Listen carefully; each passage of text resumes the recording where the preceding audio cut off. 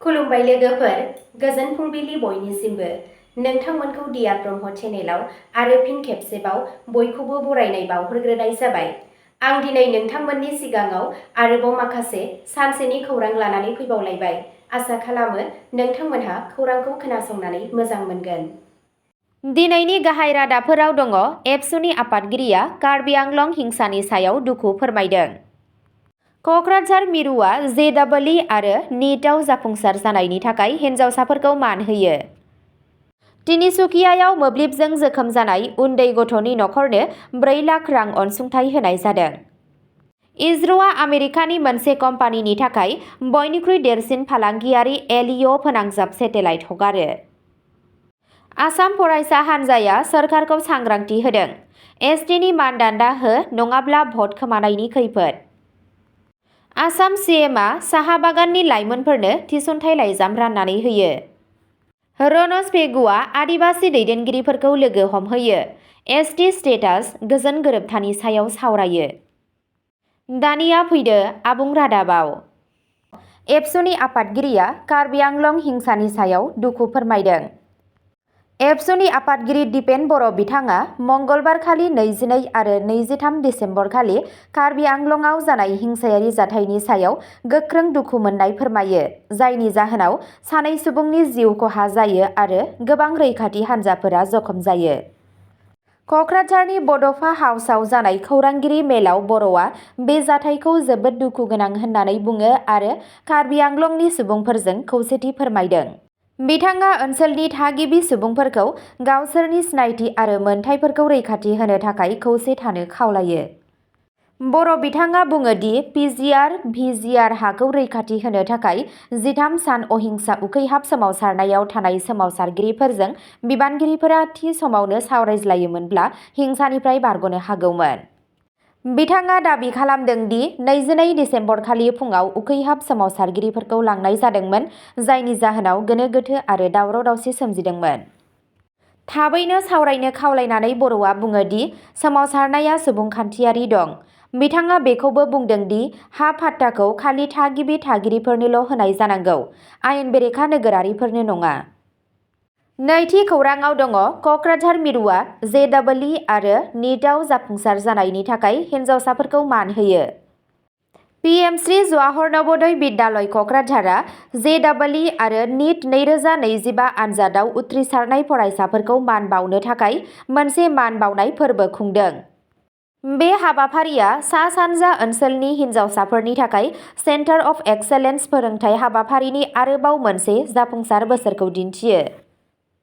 Tata AIG general insurance company लिमिटेडजों अवन्ती फेल'जनि हेफाजाबजों सामलायजानाय रेसिडेन्सियेल कचिं हाबाफारिनि मोननै थाखोनि फरायसाफोरखौ मान बावनाय जायो।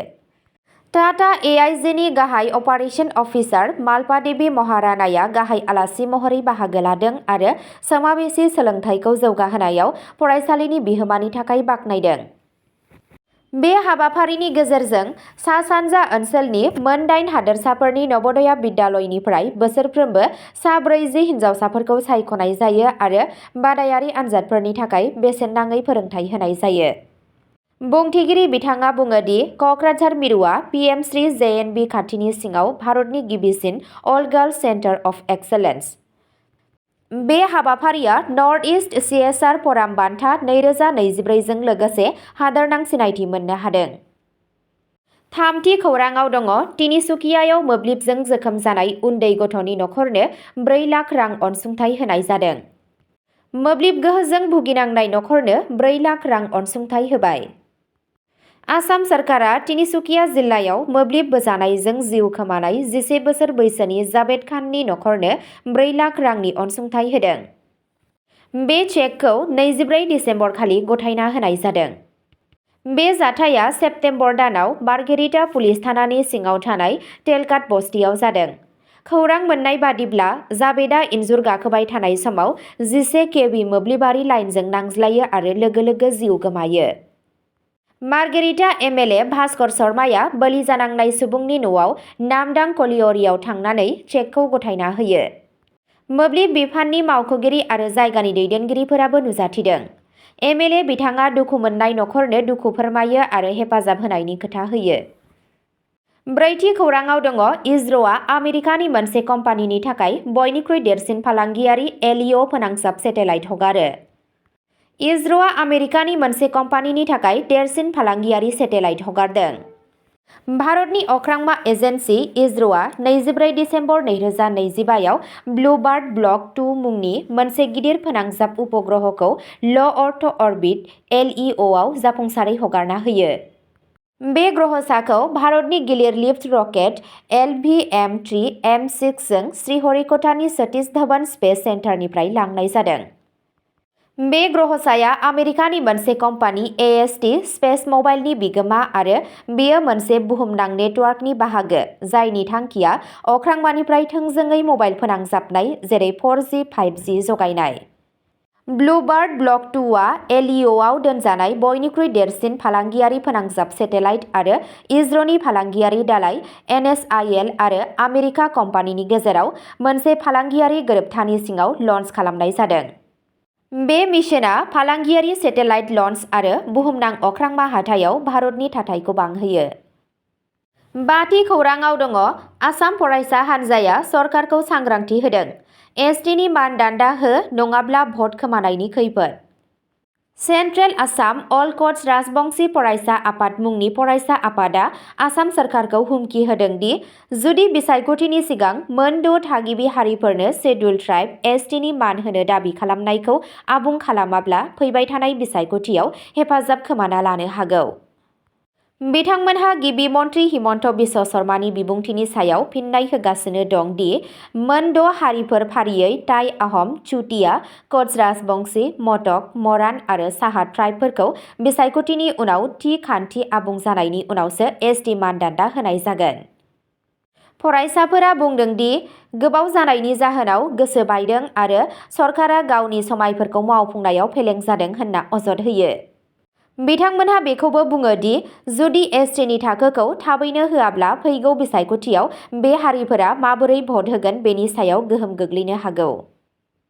द'थि खौराङाव दङ आसाम CMआ साहा बागाननि लाइमोनफोरनो थिसनथाइ लाइजाम राननानै होयो।